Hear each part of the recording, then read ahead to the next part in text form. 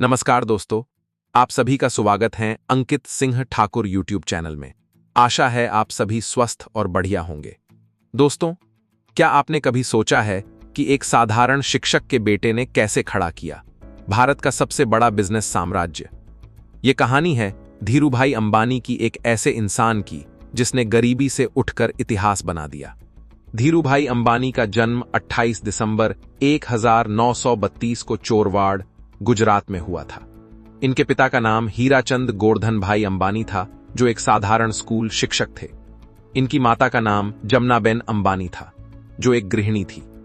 धीरूभाई अंबानी ने अपनी शुरुआती पढ़ाई चोरवाड़, गुजरात में हुई और बाद में उन्होंने जूनागढ़, गुजरात से अपनी पढ़ाई पूरी की।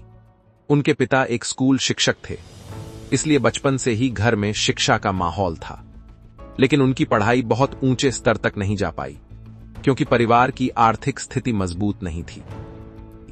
इसलिए उन्होंने स्कूल की शिक्षा पूरी करने के बाद ही काम करना शुरू कर दिया। कॉलेज की पढ़ाई पूरी नहीं कर पाए, लेकिन उन्होंने व्यावहारिक ज्ञान और अनुभव से बहुत कुछ सीखा। युवावस्था में वे काम की तलाश में अदन चले गए। वहां उन्होंने एक पेट्रोल पंप पर काम किया, लेकिन उनके मन में हमेशा एक सपना था, अपना खुद का व्यवसाय शुरू करना। कुछ साल बाद धीरूभाई भारत लौटे और मसालों और कपड़ों का छोटा व्यापार शुरू किया। 1960 के दशक में उन्होंने रिलायंस इंडस्ट्रीज की स्थापना की। शुरुआत छोटी थी, लेकिन उनकी मेहनत और दूरदर्शिता ने इस कंपनी को बहुत तेजी से आगे बढ़ाया। धीरूभाई की खास रणनीति थी कि आम लोगों को रिलायंस इंडस्ट्रीज के शेयर बाजार में लाना, छोटे निवेशकों को रिलायंस इंडस्ट्रीज में मौका देना और रिलायंस इंडस्ट्रीज पर भरोसा बनाना। धीरे धीरे रिलायंस इंडस्ट्रीज देश की सबसे बड़ी कंपनियों में शामिल हो गई। धीरूभाई अंबानी के समय सन 1950 के दशक के अंत से सन 2002 तक रिलायंस इंडस्ट्रीज ने एक छोटे ट्रेडिंग हाउस से भारत के सबसे बड़े निजी क्षेत्र के समूह के रूप में विकास किया। धीरूभाई अंबानी के समय में रिलायंस इंडस्ट्रीज ने कई छोटी छोटी कंपनियों को सीधे खरीदकर जोड़ने के बजाय खुद नए सेक्टर में एंट्री लेकर अपना साम्राज्य खड़ा किया। फिर भी कुछ प्रमुख इकाइयां और बिजनेस ऐसे थे जो धीरे धीरे रिलायंस का हिस्सा बने।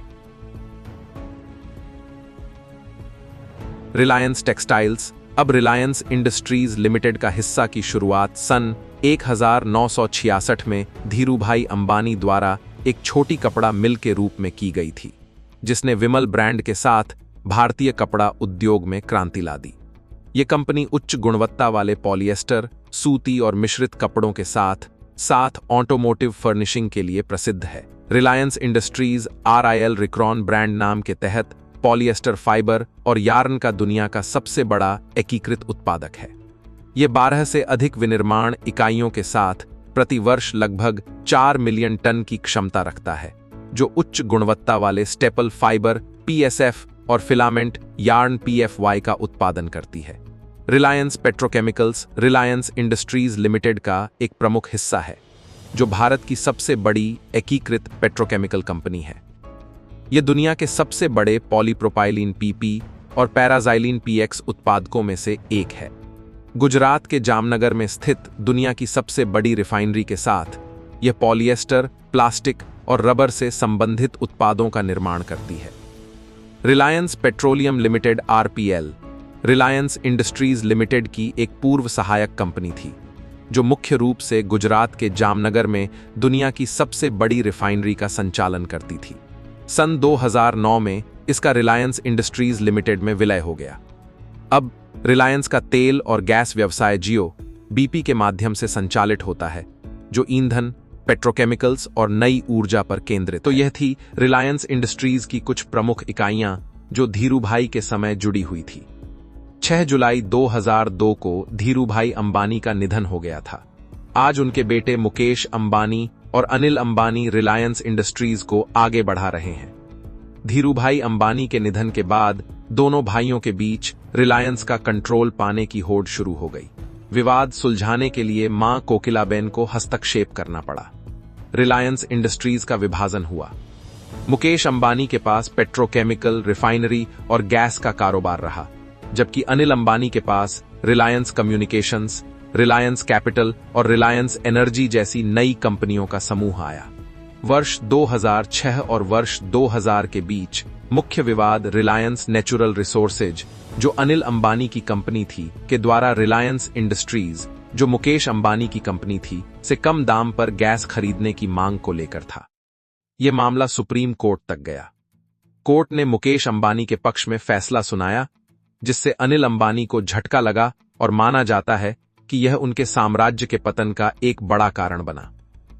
साल 2008 में अनिल अंबानी लगभग 42 बिलियन यानी 3.5 लाख करोड़ रुपए से अधिक की संपत्ति के साथ फोर्ब्स की सूची में दुनिया के छठे सबसे अमीर व्यक्ति और भारत के सबसे धनी व्यक्तियों में से एक थे, जबकि उनके भाई मुकेश अंबानी उनसे पीछे थे।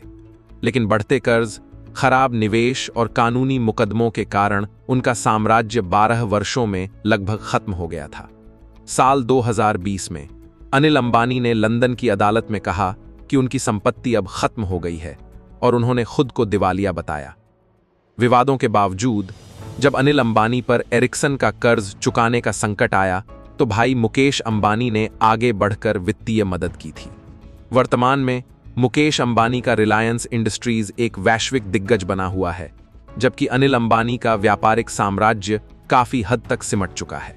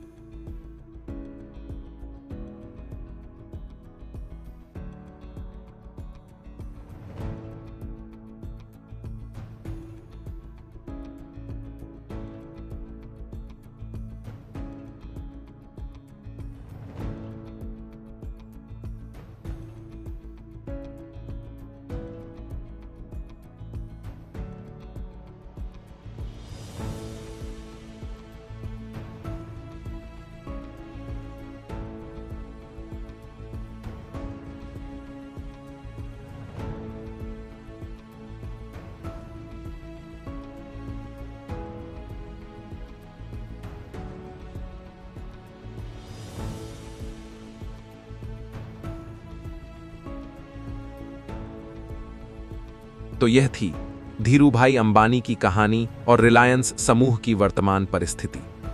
अगर आपको वीडियो पसंद आया हो तो लाइक करें, शेयर करें, कमेंट करें और अंकित सिंह ठाकुर यूट्यूब चैनल को सब्सक्राइब जरूर करें। धन्यवाद।